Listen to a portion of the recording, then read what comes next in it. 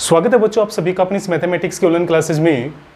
बच्चों लास्ट के वीडियो में हमने प्रश्नावली 4.6 के 8 क्वेश्चन जो है वो कंप्लीट कर लिए थे। आव्यूह विधि से किस प्रकार से समीकरण निकाय को हल किया जाता है उसी से रिलेटेड क्वेश्चन हम करने जा रहे थे। तो बच्चों इसी क्रम में हम बढ़ते हैं 9वें क्वेश्चन की तरफ।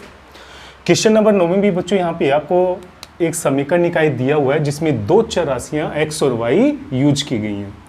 यहाँ पे मुझे समीकरण निकाय को हल करना है, मतलब यहाँ पे x और y का मान ज्ञात करना है। तो देखिए बच्चों हम इसको किस प्रकार से सोल्व करेंगे। सबसे पहले हम दी गई समीकरण निकाय को ax बराबर b के रूप में अरेंज करते हैं।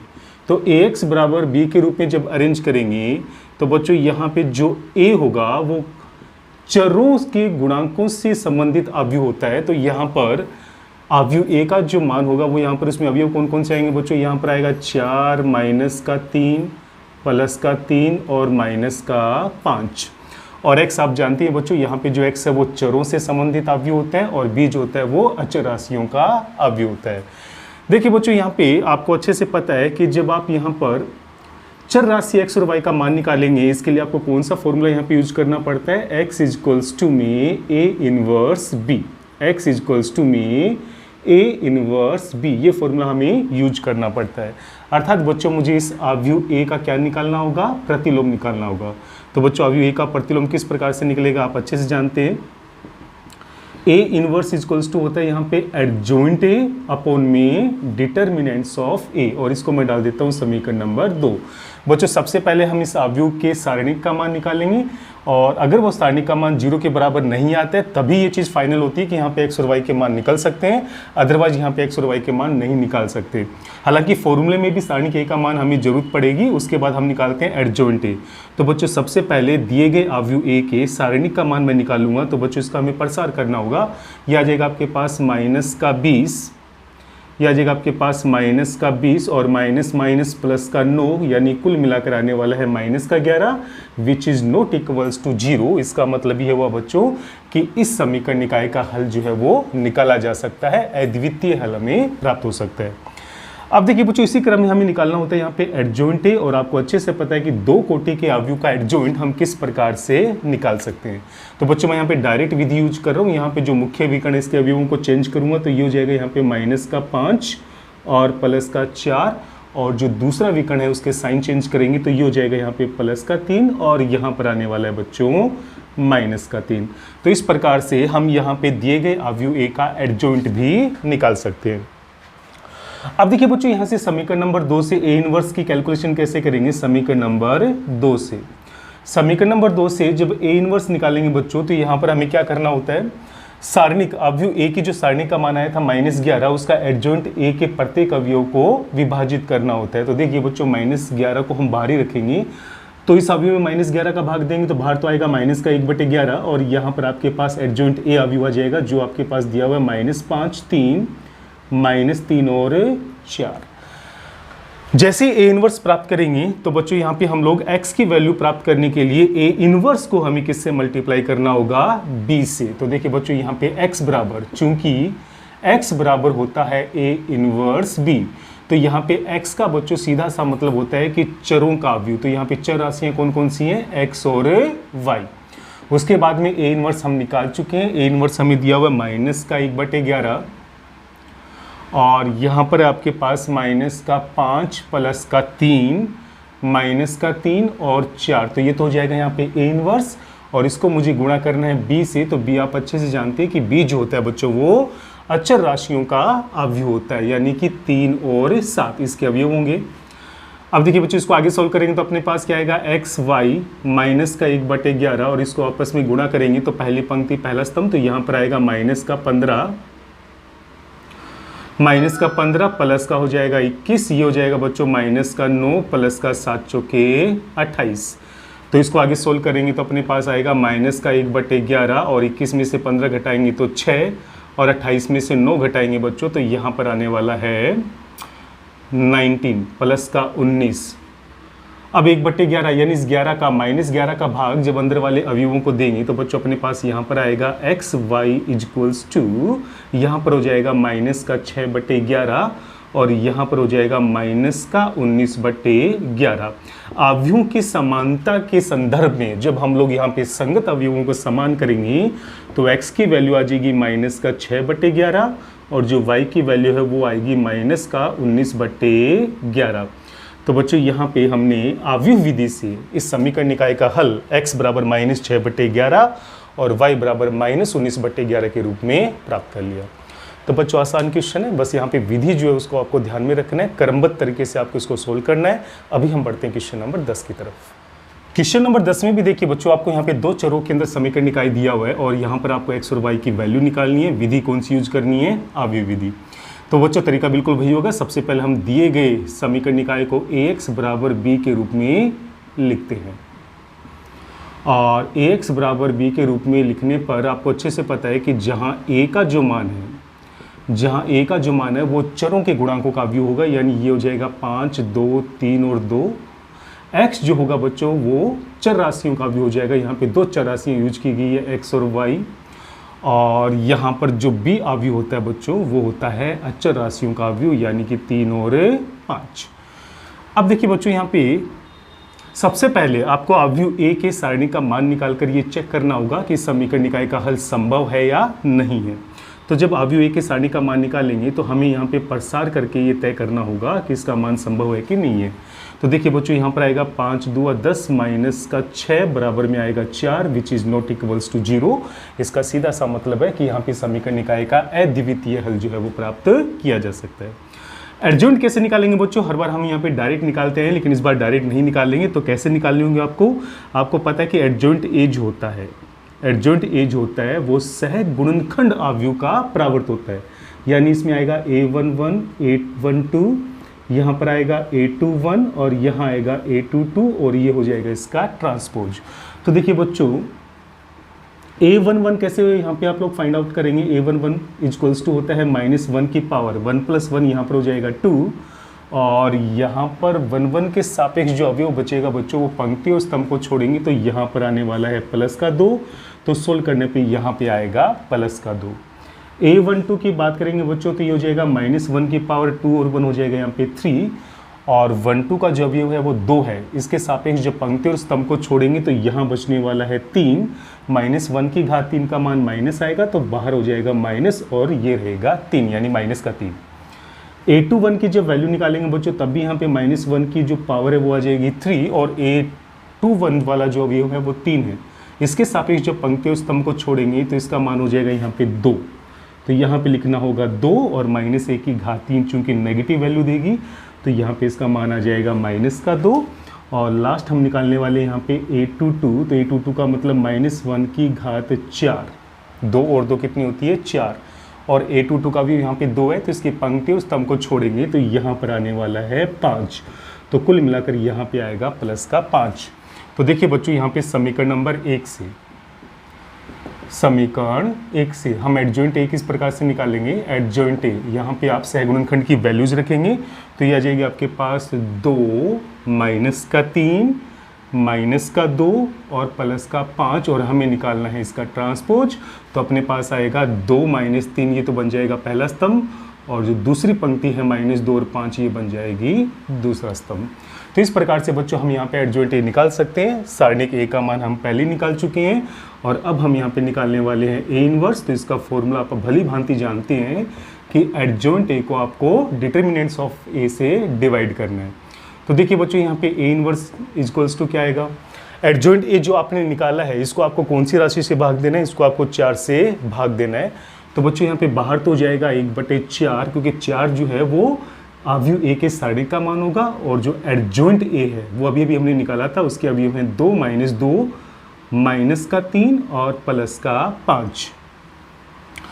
उसके बाद देखिए बच्चों, यहाँ पे चर राशि x और y की कैलकुलेशन हम किस प्रकार से करते हैं कि चूंकि x बराबर होता है a इनवर्स b, जहाँ पर x जो होता है वो चर राशियों का अवयव होता है। यहाँ पे दो चर राशि दी गई हैं x और y। a इनवर्स हमने अभी कैलकुलेट किया है, ये हो जाएगा 1/4 2 -2 -3 और 5 और अवयव जो b है वो आपको दिया गया चर राशियों का, तो यहाँ पर आएगा आपके पास 3 और 5। अब देखिए बच्चों, इसको गुणा करेंगे तो तरीका वही होगा, पहली पंक्ति पहला स्तंभ, तो ये हो जाएगा 3 दूआ 6 -5 दूआ 10 दूसरी पंक्ति पहला स्तंभ, तो ये हो जाएगा माइनस का 9 और प्लस का 25, तो यहाँ आएगा 1/4, 6 में से 10 घटाएंगे तो माइनस का 4 और 25 में से 9 घटाएंगे तो बच्चों यहाँ पे आएगा प्लस का 16।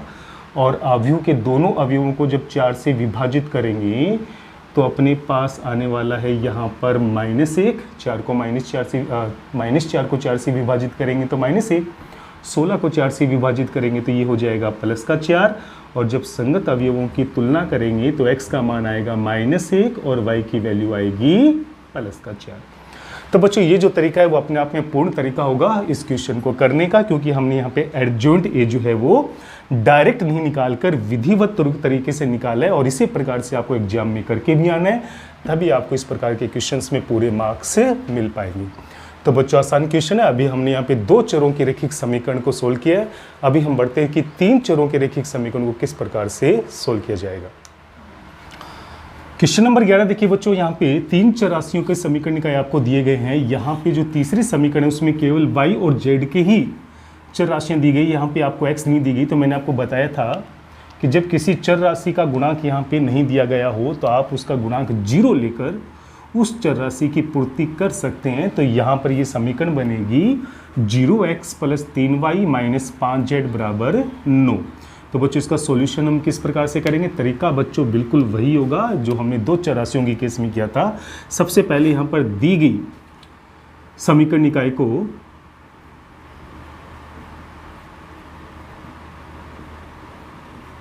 दिए गए समीकरण निकाय को ax = b के रूप में लिखते हैं।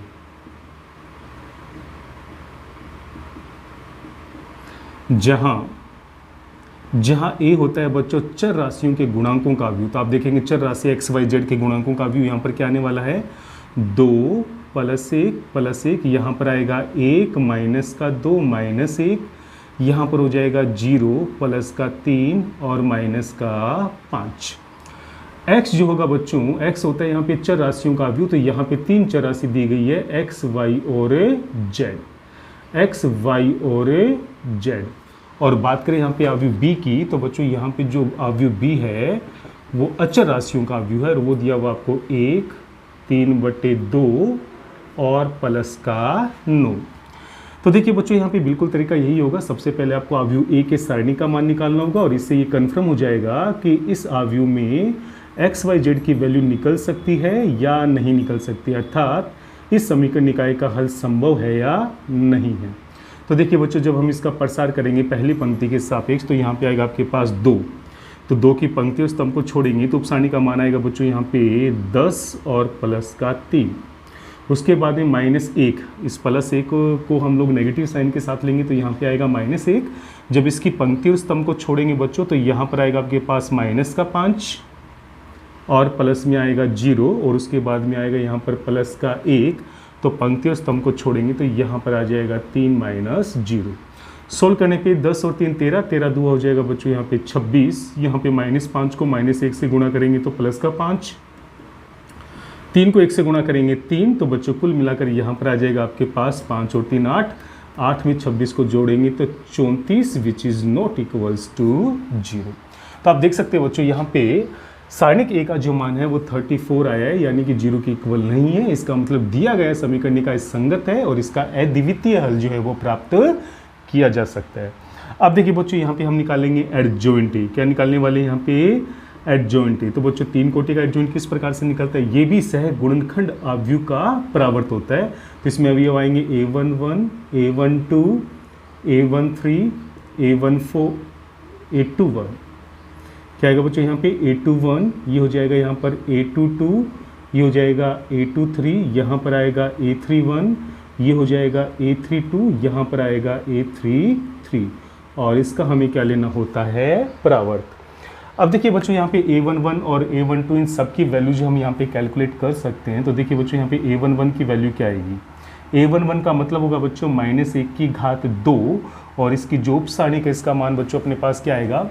जब पंक्ति और स्तंभ को छोड़ेंगे तो ये आ जाएगा बच्चों 5 दूआ 10 + 3, यहाँ पर आएगा आपके पास 10 प्लस में 3, तो कुल मिलाकर हो जाएगा बच्चों ये प्लस का 13। क्या हो जाएगा यहाँ पे? प्लस का 13।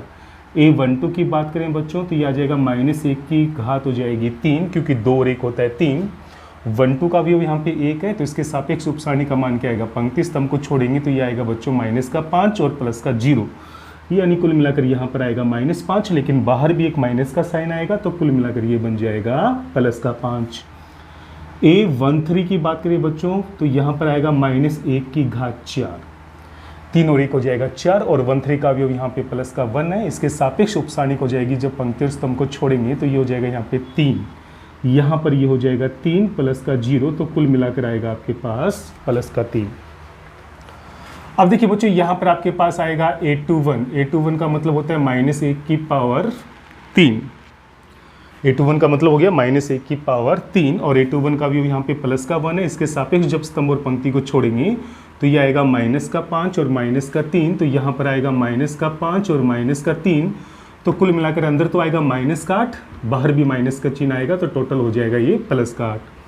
उसके बाद बच्चों हम कैलकुलेट कर रहे हैं यहाँ पे A22, तो A22 का मतलब -1 की घात 4, 22 का जो भी हो बच्चों वो -2, इसके सापेक्ष जब स्तंभ और पंक्ति को छोड़ेंगे तो आपके पास आएगा यहाँ पे -10 और -0, तो यहाँ पर कुल मिलाकर आएगा -10, -1 की घात 4 का मान +1 होता है, तो यहाँ पर इसकी जो वैल्यू है वो -10 ही रहने वाली है।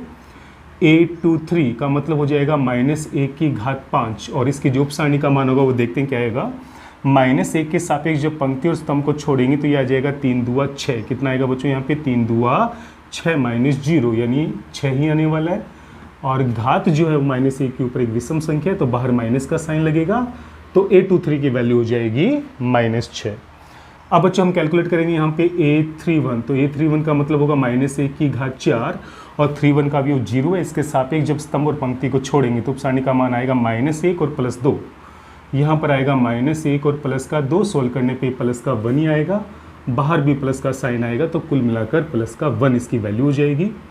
A32 की बात करें तो -1 की घात हो जाएगा 5, और A32 का जो अवयव है बच्चों वो +3 है, पंक्ति और स्तंभ को छोड़ेंगे तो ये आ जाएगा बच्चों -2 और -1, क्या आएगा यहाँ पे -2 और -1, तो कुल मिलाकर ये -3, बाहर भी माइनस का साइन आएगा, तो ये बन जाएगा +3, और अंतिम सहगुणनखंड यहाँ पे हो जाएगा A33, यानी -1 की घात 6, और 33 का अवयव -5 है, जब पंक्ति और स्तंभ को छोड़ेंगे तो इसकी वैल्यू आएगी -4 और -1, ये हो जाएगा -4 और -1, तो कुल मिलाकर आएगा बच्चों -5।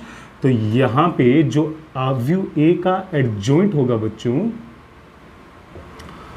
वो सहगुणनखंड अवयव के प्रावर्त के रूप में प्राप्त हो जाएगा। सहगुणनखंड के मान है 13,